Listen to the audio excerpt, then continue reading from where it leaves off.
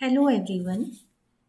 Let's learn about part 2 of the story The Rattrap by Selma Lagerlof. Today we'll learn about part 2 of detailed explanation. So before we continue with the story, let's have a quick recapitulation. The rat trap seller steals the money of the old crofter. He decides to walk through the forest as he fears being caught. However, the forest seems like an impassable prison to him. So let's go ahead with the story. As it was the month of December, it got dark early. As it got dark, his hope of escaping the forest also reduced. The danger to his life increased, and so did his feeling of being hopeless. There was no way left for him. So he sat on the ground and was so tired and terrified that he thought this was his last moment and soon he would die. As he laid his head on the ground, he heard a very strong, regular sound. It was a hard thumping sound that was coming at the regular intervals. He soon realized that these thoughts were the sounds of hammer strokes from an iron mill. Then he thought that he could find some people nearby, and with this thought, he gathered some strength. However, he was extremely exhausted and then started walking with great difficulty. He almost staggered towards the direction of the sound. Now we learn about the Ramses Ironworks. We learn that the Ramses Ironworks was a large plant which had shut down few years ago, and it had a smelter, rolling mill, and a forge. How did the work go there at Ramses Ironworks? In summers, long, flat bottomed boats named barges and scows carrying the material would come down the canal, which led to a large inland lake for supplying material to the mill. And in winters, the roads turned black because of the coal dust that came along due to the transportation of the charcoal crates. Now we see that this was the day just before Christmas. So, on this very day, that was a dark evening and near Christmas time, the master, when he reached there at the Ramsjo Iron Work, how was the situation already present there? So, on one long dark evening near Christmas time, the master smith and his helper were sitting in the dark forge. Master blacksmith and his helper, his apprentice, they were sitting in the dark forge which was built near the furnace. So he was wearing a long shirt and a pair of wooden shoes to protect himself. And then we see that both of them were waiting for the pig iron which was put inside the furnace fire to be ready to put onto the anvil. Anvil is a heavy block with flat top which is used to shape the metals. It is almost like mold. So they took turn to stir. They one by one they just went close to the furnace to stir the liquid which was very hot. As they could bear the heat for a few minutes only, so each of them would return sweating profusely. Now let's see now what kind of atmosphere was present outside. One could hear different types of sounds in the forge. There was a big bellow which was blowing or air in the fire with great hissing sound. Also there was the sound of cracking coal, and one could also hear the bang of the charcoal or the clutter of the charcoal which was being shoveled by the fire boy with the help of a shovel. The sounds which were coming from outside the mill, Let's see which sounds were coming from the outside. These were of the waterfall, the high speed north wind, which hit the raindrops against the brick tiled roof.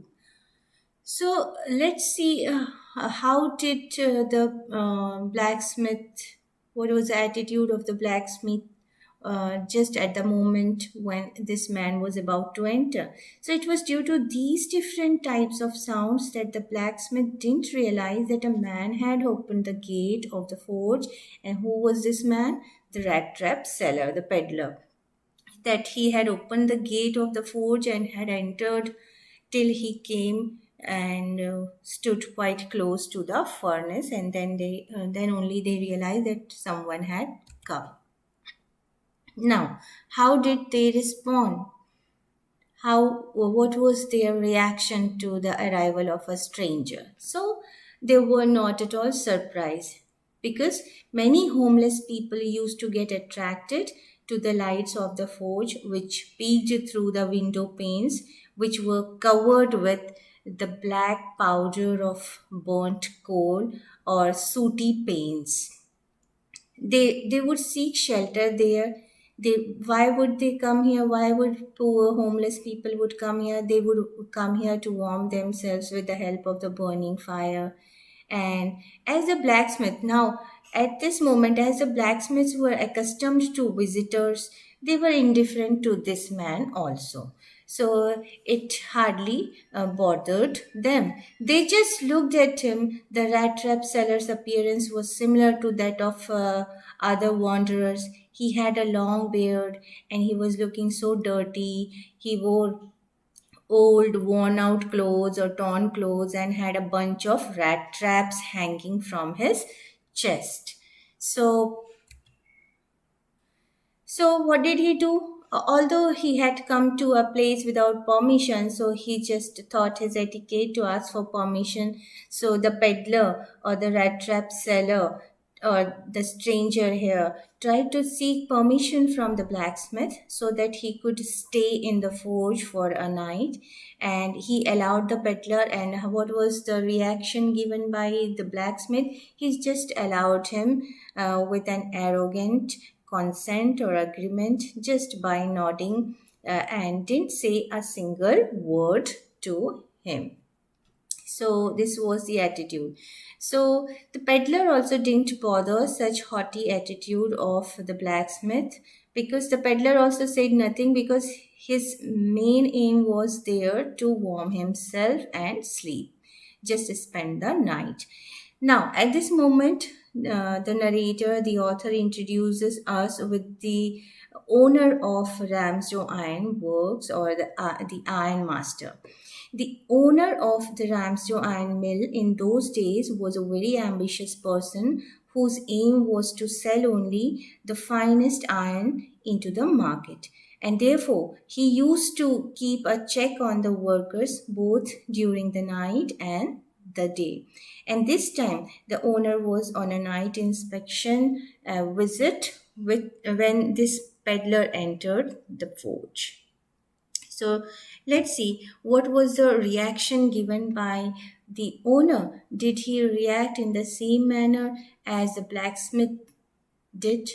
Unlike the blacksmiths, the ironmaster at once noticed the peddler, who was sitting so close to the furnace that the steam was coming out of his torn, wet clothes, because it was raining outside. So he not only went near him but also removed the wanderer's or the peddler's hat or slouched hat or bent head hat. uh, and that what did he do, as because to see his face clearly. Let's see what was his reaction when he saw the face of the man. When the ironmaster took off the peddler's hat, he had mistaken him as an old acquaintance. He just mistook him for one of his old friends named Niels Olof. So, what was the response given by the peddler when this mistake was made by the ironmaster? The peddler didn't know him, nor had he seen this man before. But he thought that if this rich man had mistaken him as his old companion and would give him some money out of pity, then it would be a good thing. And so, therefore, he didn't let him know that he had mistaken him as Niels Olaf. So, this was the smart act done by the peddler. Now, so the peddler started a conversation almost with the ironmaster by saying that things didn't went well with him. Yes, of course, he said that things didn't go well with him, and he told him that everything turned downhill. And to this, the ironmaster just replied that he had, according to the ironmaster, his this friend who whose name was Nils Olaf, who used to work in the regiment as an army officer. So he just told him that he shouldn't have left the job at the regiment. He also added that if he would have been working in the regiment when he resigned, he wouldn't have let him do so. Later on, he invited him to his home. So the story will understand up to here. This is the glossary section.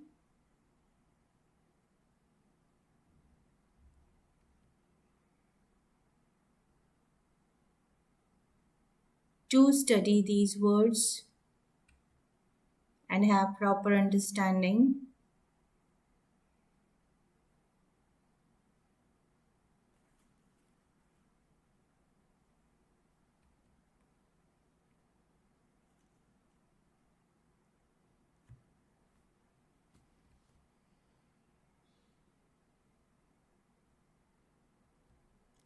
Let's look at some of the important questions based on the story read so far. The very first one is, why did the peddler think that the whole world was a big rat trap? What made him? What experience of the world made him think so? We need to comment on this. Which act of the crofter surprised the peddler? Why? Now, which crofter is referred here? The old man who allowed shelter to the rat trap seller or to the peddler. So, which act of him? What did he do that the peddler was extremely astonished, and what was the reason? Why was the crofter so talkative and friendly with the peddler? Which circumstances of the crofter of the old man made him so talkative and friendly with the peddler? Why didn't the stranger tell the ironmaster that he was not Nils Olaf? Why didn't he tell him the truth that he had make a big mistake and he was not at all his old acquaintance? What was the reason? In what sense was the world a big rat trap according to the peddler? In the first question, we need to think about the reason. Why did he think so? That the whole world was a big rat trap. Now, in what sense was the world a big rat trap according to the peddler? Which features of the world make the world a big rat trap? So, with this, we come to the end of this session.